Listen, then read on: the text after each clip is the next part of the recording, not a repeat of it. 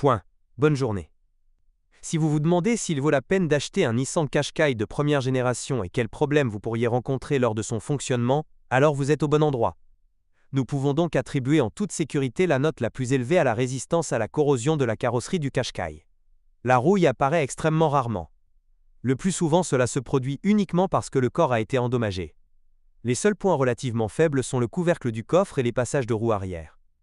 Mais ils ne sont pas pressés de se couvrir de punaises caractéristiques, même dans nos conditions difficiles. Les Japonais n'ont pas décoré le Qashqai avec beaucoup de pièces chromées, qui semblent désordonnées sur de nombreuses voitures d'occasion.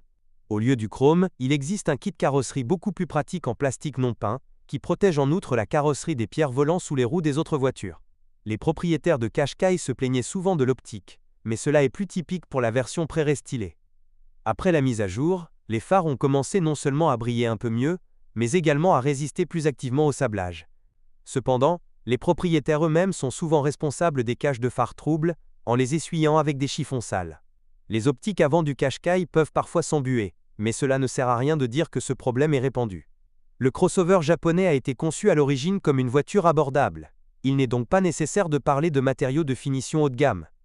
Mais les économies totales sur tout ce qui se trouve à l'intérieur ne sont pas non plus perceptibles. Du plastique souple a été utilisé pour fabriquer le panneau avant, et les inserts en plastique dur, en raison de leur texture, ne semblent pas ouvertement bon marché. Il n'y a aucune plainte concernant la résistance à l'usure. Il est très difficile d'endommager le plastique intérieur, grâce auquel il conserve son aspect d'origine pendant de nombreuses années. Il n'y a qu'un seul inconvénient important dans ce cas. L'intérieur commence rapidement à se remplir de grincements et d'autres bruits parasites. Cependant, le Qashqai n'a pas au départ la meilleure isolation phonique, cet inconvénient n'est donc pas si perceptible.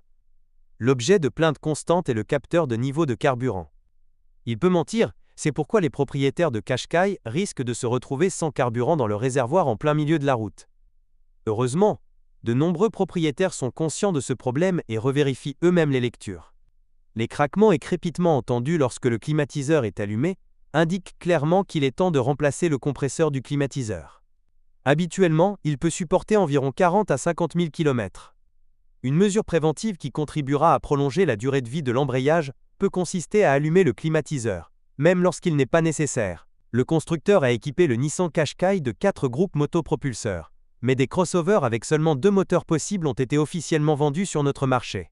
Les deux unités, 1,6 et 2,0 litres, même sur les voitures neuves se caractérisaient par un appétit accru pour le pétrole. La consommation de pétrole pourrait atteindre jusqu'à 300 grammes par millier de kilomètres.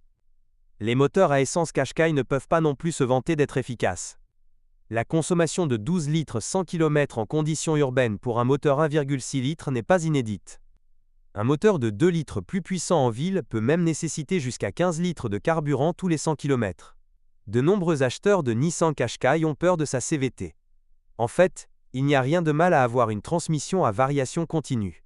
L'essentiel est de comprendre que cette voiture n'est pas destinée au déplacement tout-terrain, au démarrage brusque, à la conduite active et aux tentatives constantes de rouler sur le trottoir.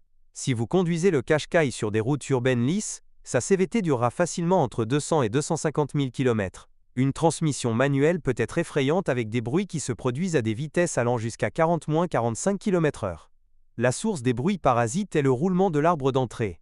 Cela ne sert à rien de passer par la case, puisque rien ne garantit que ce problème va disparaître. De plus, le bruit n'affecte en rien la durée de vie de la mécanique. Le système de transmission intégrale, que l'on ne retrouve d'ailleurs pas sur toutes les versions du Qashqai, est fiable.